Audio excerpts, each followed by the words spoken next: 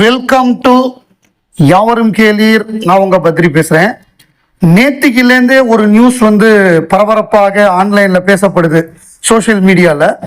நேத்திக்கு முதல்ல பிஸ்மி வலைப்பேச்சு பிஸ்மி போட்டார். அதாவது கமல்ஹாசன் ரஜினிகாந்த் டுகெதர் கடைசியா நடிச்ச படம் அலாவுதீனும் அற்புத விளக்கும் அந்த படத்துடைய ஒரு சண்டை காட்சி போட்டார்.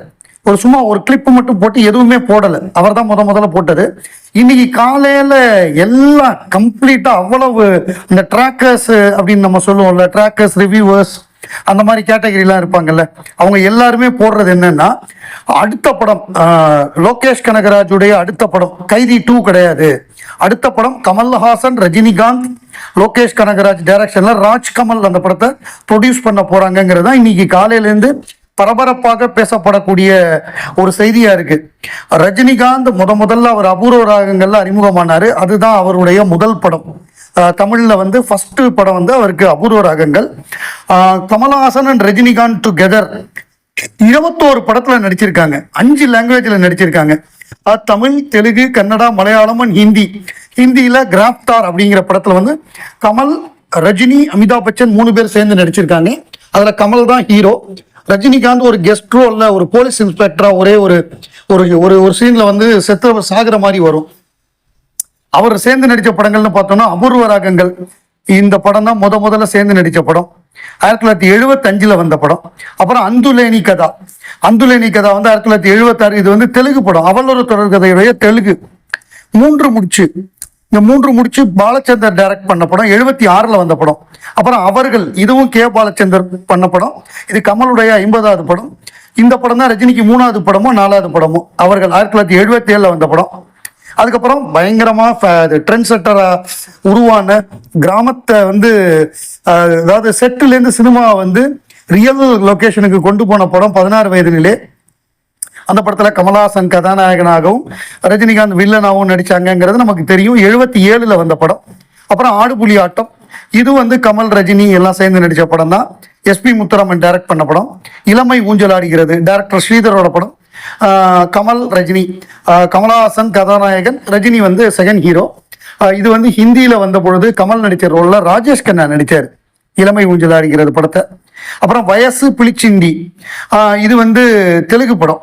இது கமல் ரஜினி எல்லாம் சேர்ந்து நடிச்ச படம். அப்புறம் தப்பு தாளங்கள்ல இது கமல் ஒரு கெஸ்ட் ரோலா ஒரு சின்ன ரோல் பண்ணியிருப்பாரு. நான் பாலச்சந்தர் படங்கள் எல்லாம் ஒரு சீனாவது வருவார் அந்த காலகட்டத்தில். அப்புறம் அவள் அப்படித்தான், இது சி வி ருத்ரையா டைரக்ட் பண்ண படம். 1978 வந்த படம்.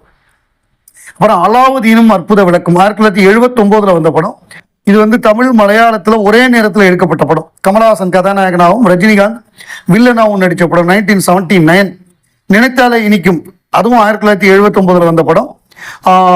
இந்த படமும் கே பாலச்சந்தர் டைரக்ட் பண்ண படம். அலாவுதீனும் அற்புத விளக்கும் ஐவி சசி. அப்புறம் தாயில்லாமல் நான் இல்லை, இந்த படம் தேவர் பிலிம் தயாரிச்ச படம். கமல் ஸ்ரீதேவி நடிச்ச படம். இதுல ஒரே ஒரு சண்டை காட்சியில கெஸ்ட் ரோல்ல ரஜினிகாந்த் நடிச்சிருப்பாரு. அப்புறம் நட்சத்திரம் அப்படிங்கிற படம், இது ஸ்ரீபிரியா அவங்களுடைய சொந்த படம். அவங்க நட்சத்திரம்னு சினிமா நட்சத்திரமாவே நடிச்சிருப்பாங்க. அதுல கமல், ரஜினி, மற்ற நடிகர்கள்லாம் நடிச்சாங்க. அப்புறம் சரணம் ஐயப்பா. இந்த சரணம் ஐயப்பாங்கிறது கமலுடைய ஃப்ரெண்டு, அவருக்காக அவர் பண்ணி கொடுத்த படம். அதாவது கமல் ஒரு பாட்டு பாடியிருப்பார். இதுல ஒரு சின்ன சீன்ல தான் வருவாரு. அதுல ரஜினிகாந்தும் ஒரு காட்சியில வருவாரு. ரஜினிகாந்த், நம்பியாரு, அந்த மாதிரி நிறைய பேர். அப்புறம் தில்லுமுள்ளு படம் ரஜினிகாந்த் கதாநாயகனா நடிச்ச படம்.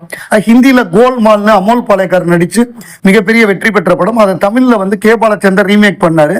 விசு கதை திரைக்கதை வசனம் எழுதி கொடுத்தாரு. அதுல கடைசியில சாருஹாசன் கேரக்டர்ல கமல்ஹாசன் நடிச்சாரு. கிளைமேக்ஸ்ல வக்கீலா வருவாரு.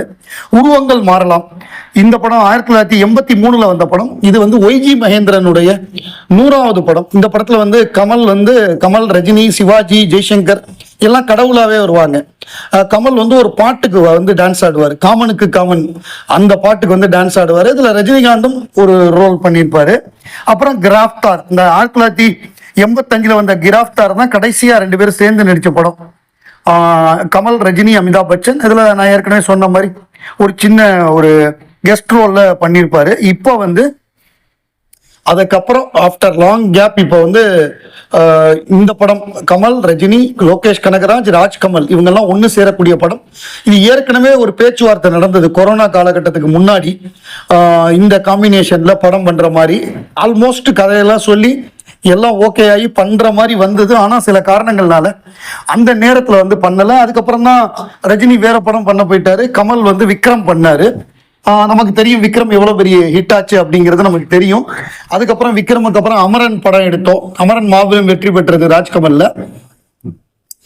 அடுத்தது வந்து என்னன்னா, நம்ம வந்து ஜாயிண்ட் வெஞ்சரா பண்ணோம். நம்ம தக் லைஃப்ங்கிறது வந்து கமல் வந்து தனியா தயாரிச்ச படம் கிடையாது, மணிரத்னத்துடைய மெட்ராஸ் டாக்கீஸோட சேர்ந்து பண்ண படம். கமலுக்கே வந்து படத்தை போட்டு காமிச்சது வந்து படம் ரிலீஸுக்கு முந்தின நாள் தான் கமலுக்கே போட்டு காமிச்சாங்க. ஸோ கமலே பல விஷயங்கள் சொல்ல முடியாது. அதாவது மணிரத்னம்ங்கிறவர் வந்து கமலுக்கு ஈக்குவலான ஆளு. மணிரத்னத்தையோ சங்கர் கிட்டையோ கமல் வந்து பெரிய அளவு தலையிட முடியாது. ஆனா லோகேஷ் கனகராஜ் கிட்ட எல்லாம் எப்படின்னா நிறைய அவர் வந்து லிபர்ட்டி இருந்தது. அவரே வந்து கேட்பாரு, சார் இது உங்களுக்கு ஓகேவா, மாத்தணுமா என்னன்னு கேட்கக்கூடிய அளவுக்கு மரியாதை இருந்தது. ஏன்னா யங்ஸ்டரு, வளரக்கூடிய இயக்குனர், அதனால வந்து அந்த லிபர்ட்டி இருந்தது. ஆனா மணிரத்னத்துக்கிட்ட அப்படி கேட்க முடியல, சங்கர் கிட்ட சுத்தமா கேட்கவே முடியாது. அந்த பிரச்சனை தான். கமல் வந்து அவருக்கு இது பிடிக்கலன்னா கூட அவர் தலையிட முடியாத ஒரு சிக்கல் அந்த மாதிரி இருந்ததுனால தான் தக் லைஃப்ல வந்து அவர் தலையிட முடியல. ஸோ அந்த சிக்கல்லாம் இப்ப இல்லை. ஏன்னா ராஜ்கமலே தயாரிக்கிறாங்க, லோகேஷ் கனகராஜ் டைரக்ட் பண்றாருங்கிறப்ப கதையை நல்லா ஸ்ட்ராங்கா உட்காந்து பேசி, ஏன்னா டீம் நல்ல டீம், ராஜ்கமல் டீம் நல்ல டீம் இருக்கு. அவங்கெல்லாம் மகேந்திரன், டிஸ்னி எல்லாம் உட்காந்து கரெக்டா கதையை பேசி என்னென்னலாம் சரி பண்ணணுமோ, ஒரு டிராஃப்ட்டுக்கு 2 டிராஃப்ட்டுக்கு 3 டிராஃப்ட் அது திருப்தியா வர்ற வரைய அதை சரி பண்ணிட்டு அதுக்கப்புறம் கரெக்டான 2 பேருக்கு ஈக்குவலான கேரக்டர் கொடுத்து பண்ணாங்கன்னா அது வந்து மிகப்பெரிய ஒரு மெமரபிள் படமா இருக்கும். ஏன்னா 2 பேரும் பாலச்சந்தர் ஸ்கூல்லேருந்து வந்தவங்க, போட்டி இருந்தாலும் பொறாமை இல்லாதவர்கள். ஸோ அப்படி அந்த ஒரே ஸ்கூல்லேருந்து வந்துட்டு முதல்ல அவர் எங்கே ஆரம்பிச்சாரோ அது கடைசியா இன்னும் எவ்வளவு படங்கள் பண்ணுவார் ரஜினிகாந்த்னு தெரியல. ஸோ ஒரு படம் பண்ணணும், கமலோட சேர்ந்து ஒரு படம் பண்ணணும்னு ரொம்ப நாளா அவங்களும் ட்ரை பண்றாங்க. ராஜ்கமலும் வந்து ரஜினிகாந்தை வச்சு ஒரு படம் பண்ணணும்னு ரொம்ப நாளா ட்ரை பண்றாங்க. மியூச்சுவலாவே 2 பேருமே விரும்புறாங்க, 2 பேருக்குமே மியூச்சுவல் ரெஸ்பெக்ட் இருக்கு. அதனால வந்து இப்ப வந்து கைதி 2 கிடையாது, இப்ப டைரக்டா வந்து அன்பறிவு படமே ஆரம்பிப்பாங்களான்னு எனக்கு தெரியல. டைரக்டா கமல், ரஜினி, லோகேஷ் கனகராஜ் படம் ஷூட்டிங் ஆரம்பிச்சாலும் ஆரம்பிச்சிருவாங்கன்னு நினைக்கிறேன். அதற்கான அறிவிப்பு வெகு விரைவில் வரும்னு நினைக்கிறேன். ஏன்னா இன்னைக்கு ஃபுல்லா எங்க பார்த்தாலும் வைரலா இதுதான் போயிட்டு இருக்கு. இவ்வளவு படங்கள் சேர்ந்து நடிச்சிருக்காங்க, 21 படங்கள் 2 பேரும் சேர்ந்து நடிச்சிருக்காங்க 5 மொழிகள்ல. இப்ப இது நடிச்சா இது 22வது படமா இருக்கும். இந்த முறை லோகேஷ் கனகராஜ் கரெக்டா பிளான் பண்ணி ஸ்கிரிப்ட் டயலாகு பாட்டெல்லாம் கரெக்டா பிளான் பண்ணி அவர் வந்து 6 அடிக்கணும் அப்படிங்கிறது தான் நம்முடைய எதிர்பார்ப்பா இருக்கு. உங்களுடைய கருத்து என்ன? இந்த காம்பினேஷன் ராஜ்கமல் இந்த ப்ராஜெக்டை பண்றதை பத்தி உங்க கருத்து என்னங்கிறத கமெண்ட்ல பதிவு பண்ணுங்க. கமல்ஹாசன், ரஜினிகாந்த், லோகேஷ் கனகராஜ் ப்ராஜெக்ட் இது வந்து பிராக்டிகலி பாசிபிளா அப்படின்னு ஒரு கேள்வி இருக்கு. அப்புறம் இன்னொன்னு என்னன்னா, Kamal, Rajini, Lokesh the gangster saga that could be India's Irishman அப்படிங்கிறாங்க. ஐரிஷ் மேன் அப்படிங்கிறது வந்து நெட்ஃபிளிக்ஸ்ல எடுக்கப்பட்ட படம். அது வந்து ராபர்ட் டி நீரோ, அல்பச்சினோ இவங்க 2 பேரும் சேர்ந்து நடிச்சு மார்டின் ஸ்கோர்சே எடுத்த படம். அந்த படம் பிரமாதமா இருக்கும். ராபர்ட் டி நீரோ கலக்கியிருப்பாரு. அதுல வந்து இவருக்கும் நல்ல ரோல், ஒரு கம்யூனிஸ்ட் லீடரா ஒரு ரோல், அல்பச்சினோக்கு நல்ல ரோல் கொடுத்துருப்பாங்க. அந்த மாதிரியான ஒரு கமல், ரஜினி, ராபர்ட் டி நீரோ, அல்பச்சினோ மாதிரி அந்த மாதிரியான ஒரு படமா இது இருக்குமா, அந்த மாதிரி ஒரு கேங்ஸ்டர்லயே ஒரு வித்தியாசமான படமா இருக்குமான்னு ஒரு எதிர்பார்ப்பு இருக்கு. பார்ப்போம். இது வந்து முதல்ல பிராக்டிகலி பாசிபிளா, இது பிராக்டிகலி வயபுளா, பிளஸ் வந்து இது இப்படிலாம் இருக்குமான்னு நிறைய எதிர்பார்ப்புகள் இருக்கு. பார்ப்போம் எப்படி இருக்குன்னு பார்ப்போம்.